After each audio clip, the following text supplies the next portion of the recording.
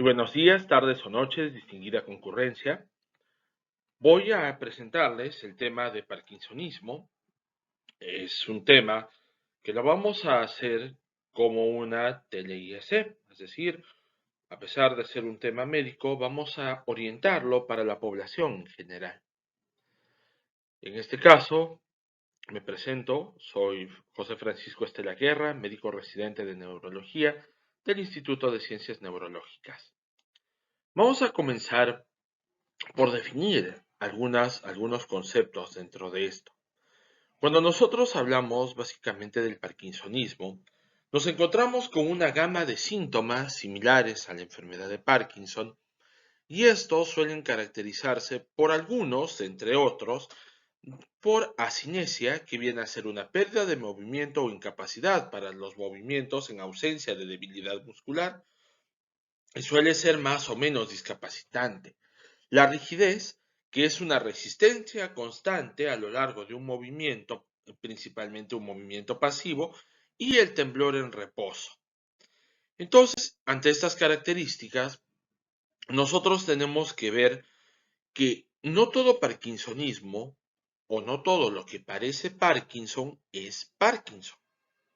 Entonces, estos signos clínicos van a generar una disfunción en una vía llamada la vía dopaminérgica nigroestriada, y van a tener tres categorías. La enfermedad de Parkinson en sí, que va a constituir un 75% de estos parkinsonismos, los parkinsonismos secundarios. ¿Qué quiere decir este término de secundario? Es consecuencia de un factor causal, y usualmente va a ser un bloqueo de receptores dopaminérgicos posinápticos.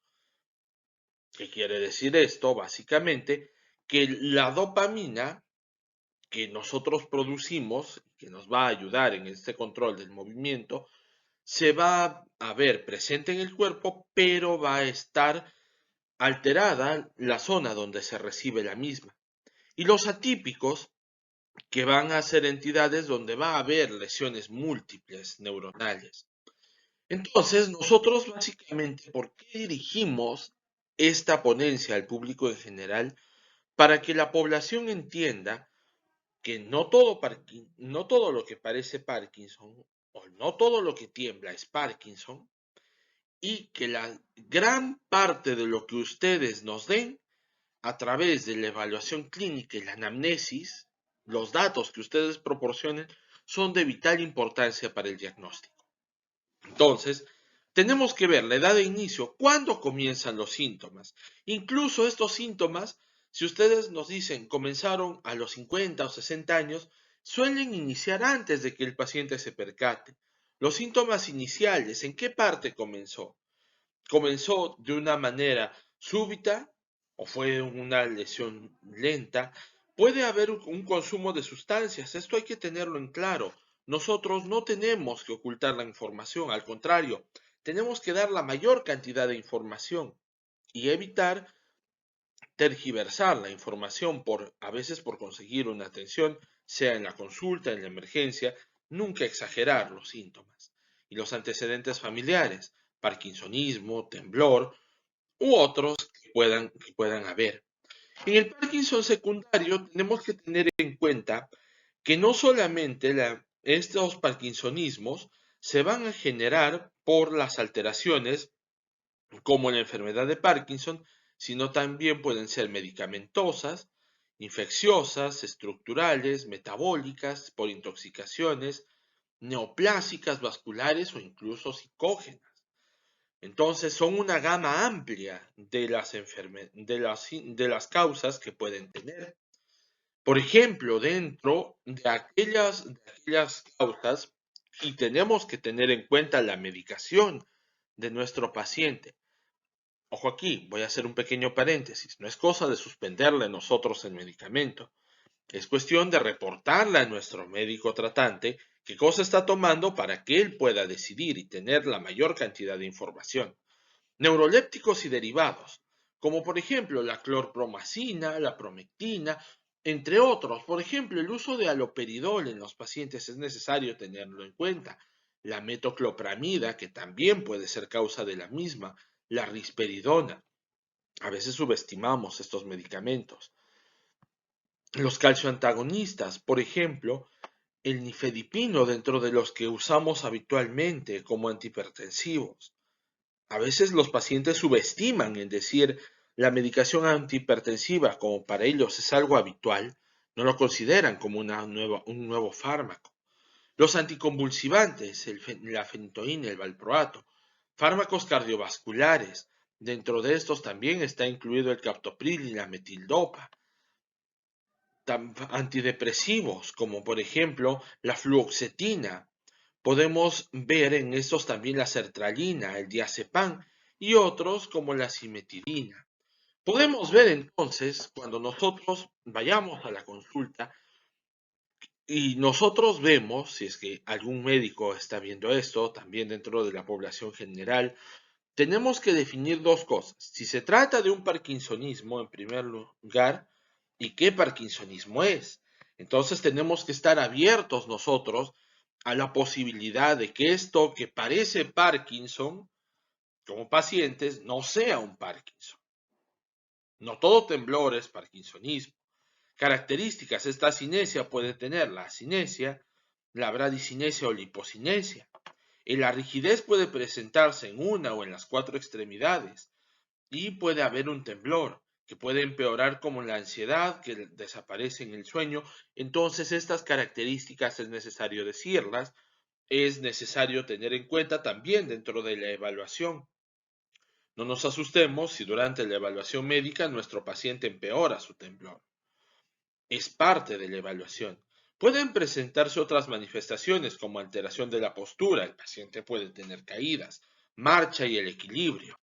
Vamos a ver nosotros que en estas formas de la enfermedad de Parkinson, vemos que la enfermedad de Parkinson, como una de estas formas clínicas de parkinsonismo, es la segunda enfermedad después neurodegenerativa más común después del Alzheimer, que va a estar entre la quinta y sexta década de vidas, que va a afectar al 1% a mayores de 60 años, y nosotros vamos a ver que hay una incidencia alta, más diagnosticados cada año en Estados Unidos más de 60,000 nuevos casos, y cursa con síntomas motores y no motores. El enfoque tiene que ser global.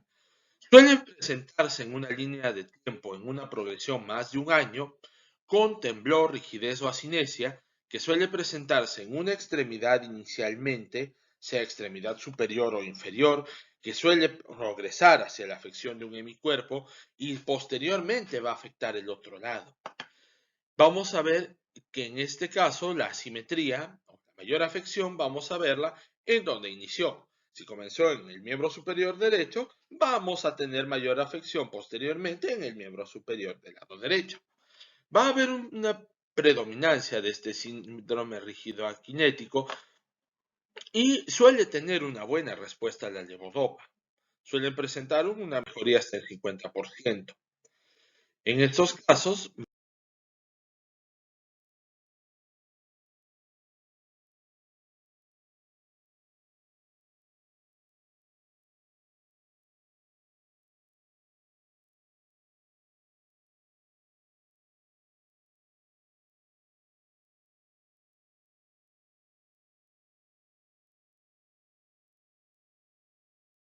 vamos a ver nosotros.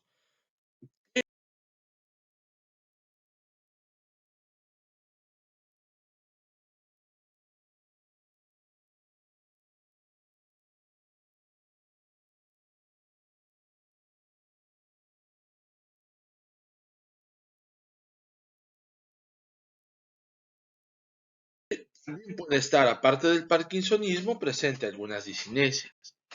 Hay escalas que se aplican para la valoración de la enfermedad de Parkinson. Es necesario brindar la mayor cantidad de información cuando se hacen estas valoraciones y ver nosotros que también hay criterios diagnósticos para Parkinson. Y esto, ¿por qué lo mencionamos? Porque en realidad muchas veces es un poco incómodo en los pacientes tener una gran cantidad de interrogantes y una gran cantidad de exámenes también. Pero nosotros tenemos que tener estos datos para un diagnóstico correcto. Recordemos siempre que un diagnóstico correcto nos va a llevar a un tratamiento correcto. Entonces, también dentro de la misma, vamos a ver las formas de parkinsonismo secundario. Nos referíamos, recuerden, esto causada por otra causa, sea medicamentosa, vascular, entre otras. La anamnesis exhaustiva es vital dentro de lo mismo. ¿Cómo se presentó? ¿Qué fármacos toma? ¿Qué tóxicos toma que pueden relacionarse o qué otras causas? Tenemos que tener también estudios de neuroimagen para descartar la parte vascular dentro de lo mismo y que nos puede ser de utilidad dentro de la misma. ¿Para qué? Para ver hidrocefalia, tumores, lesiones vasculares o depósitos minerales. Estos suelen tener síntomas bilaterales, simétricos. Suelen ser también en algunas ocasiones de una instalación más rápida que una enfermedad de Parkinson. Y generalmente tenemos que estar atentos a aquel cambio que pudo haber dentro de la misma. Y esto puede englobar el síndrome rígido aquinético y el temblor principalmente. Entonces, los parkinsonismos también pueden ser parkinsonismos atípicos. Esto va a constituir un grupo de enfermedades neurodegenerativas que pueden incluir la parálisis supranuclear progresiva, también denominada el PSP, la atrofia multisistémica y la degeneración corticobasal. Puede haber un parkinsonismo más otros signos neurológicos. Atentos aquí. Es decir, no solo hay que tener en cuenta, doctor, mi papá, mi abuelito ha comenzado a temblar. Sí, pero ¿qué más tiene? Hay que fijarnos en eso. Hay que reportar esas cosas. No tenemos que ocultar información. Signos de alerta. Un síndrome frontal, es decir, alteraciones a nivel de comportamiento, alteración, irritabilidad en estos pacientes, alteración de la motilidad ocular, ya no pueden hacer los movimientos de seguimiento, rigidez axial a predominio cervical, y acá voy a ser insidioso con lo último, disfagia, paciente se comienza a atorar al pasar los alimentos, disarte, el paciente comienza a hablar pero con una alteración en la articulación de las palabras y disautonomías. Puede presentar sudoración, puede presentar taquicardia, puede presentar otros signos disautonómicos que nos orienten en lo mismo. Entonces estas cosas también hay que reportarlas al médico. ¿Qué más tiene? Y obviamente si no lo tiene, pues no exagerarlo nunca. Pueden haber causas, entre estas las causas hereditarias para el parkinsonismo, el antecedente de parkinsonismo en la familia. Doctor, mi papá tiene esto. Ah, pero mi abuelito ahora que recuerdo también tenía eso y creo que me contaron que mi bisabuelo también lo tenía. Una causa importante. Un factor importante la herencia dentro de lo mismo. Los parkinsonismos atípicos secundarios dentro de este enfoque. Causas primarias. Las enfermedades multisistémicas como la PSP o parálisis supranuclear progresiva. El síndrome corticobasal, la atrofia multisistémica, la demencia con cuerpos de Levin, formas hereditarias, también puede estar presente, o con los colegas a veces que realizan atención primaria, en la enfermedad de Huntington, las ataxias espinocerebelosas, la enfermedad de Wilson. Puede haber parkinsonismo dentro de las mismas, nunca subestimarlo. Y las formas clínicas, por ejemplo, en el PSP, ¿cómo podemos sospechar nosotros, como población en general? Y como repito, si es que está viendo algún colega o personal de salud, bienvenido sea. Formas clínicas más comunes, es una de las formas clínicas más comunes. La edad media de presentación es en los 60, en los 60 años, sobre los 60 años, en la década de estos 60. ¿Y cuál era la del Parkinson? En los 50. Entonces, suele haber en este caso un compromiso mayor de la edad. Y suele haber inestabilidad postural temprana. Puede haber caídas inexplicables, demencia progresiva y parálisis supranuclear vertical.